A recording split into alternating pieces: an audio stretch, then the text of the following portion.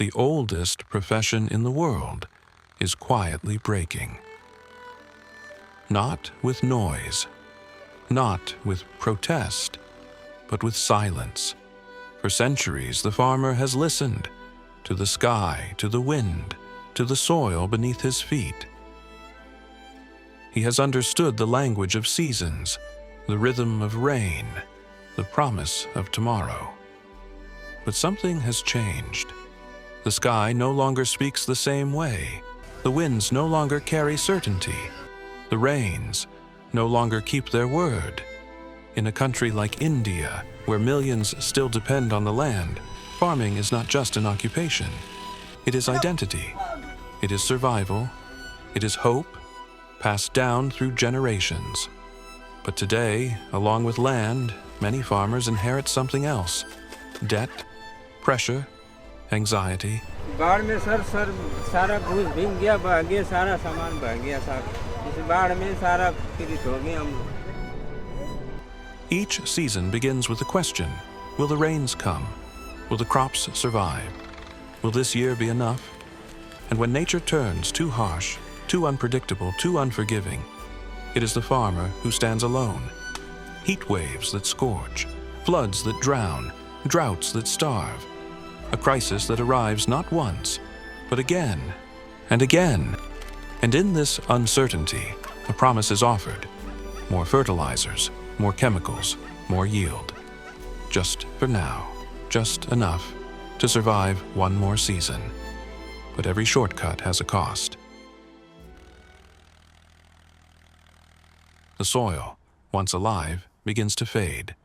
What once breathed with life now hardens, weakens, forgets. Nutrients disappear. Balance is lost. Resilience breaks. The land gives more, but becomes less. And the farmer is trapped in a cycle he did not choose. This is not just a crisis of agriculture. It is a crisis of trust between humans and nature. But even now, nature has not turned away. It still offers answers, quietly, patiently, waiting to be seen. There is something small, almost invisible, floating on still water. Azolla, one of the oldest plants on Earth, soft, delicate, unassuming, yet extraordinarily powerful. As it grows, it captures carbon from the air, helping heal a warming planet. At the same time, it does something remarkable. It takes nitrogen, the most abundant gas in our atmosphere, and transforms it into nourishment for the soil. For a farmer, this is not science. This is freedom. Because nitrogen is life for crops. And for the first time, it does not have to be bought. It can be grown right there on the farm. Simple, affordable, accessible, no dependency, no rising costs, no uncertainty tied to distant supply chains. Just a farmer and a solution he can call his own. But Azolla is not just a fertilizer. It is a beginning of healing for soils that have been pushed too far, a beginning of balance where nature and farming work together again, a beginning of resilience in the face of a changing climate, and something more.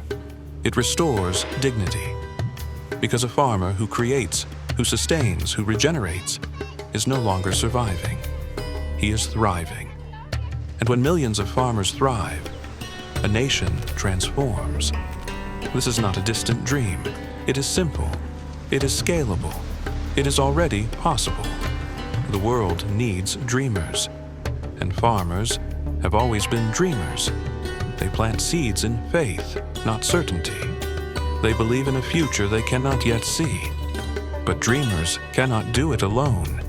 Sometimes all it takes is a small shift, a small idea, a small plant to change everything.